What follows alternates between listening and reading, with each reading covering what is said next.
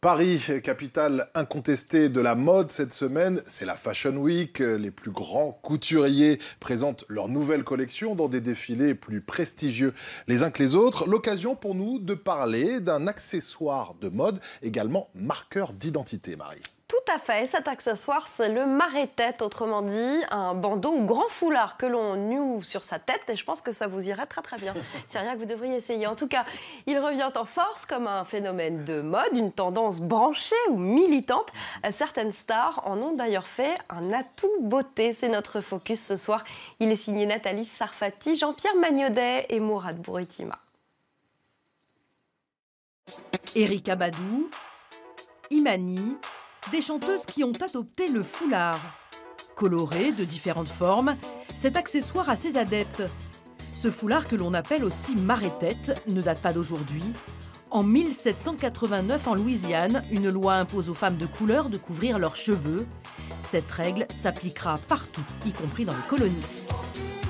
Aujourd'hui, le marée-tête est un accessoire de mode et on se presse aux ateliers pour apprendre à nouer le foulard. Emmanuelle Soundiata en a fait sa spécialité en Martinique, comme à Paris. C'est vrai qu'aux Antilles, ça commence à vraiment être considéré comme un véritable accessoire de mode. Donc c'est plus uniquement réservé aux personnes un peu plus âgées ou uniquement à la tradition antillaise.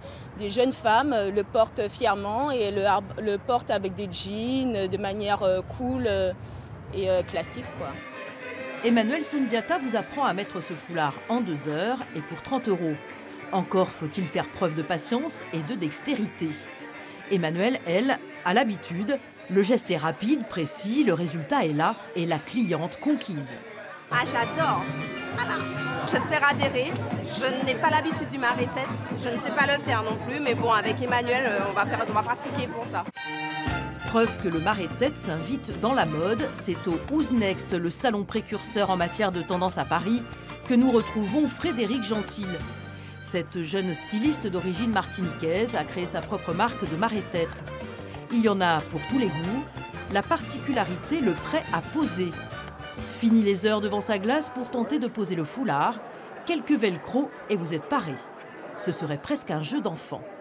Prendre le turban qu'on attache tous les jours, que ce soit à l'africaine, que ce soit à l'antillaise, et mêler un peu les deux pour donner quelque chose de pratique, joli. Que l'on ne s'y trompe pas, le marée-tête n'est pas un cache-misère. C'est élégant, sophistiqué, et le porter peut même parfois être synonyme d'engagement, de revendication et de fierté noire.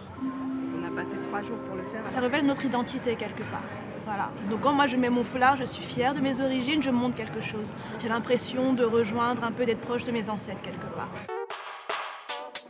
Allez, à vos marées-têtes, la créativité n'a pas de limite, mais là, il y a du travail.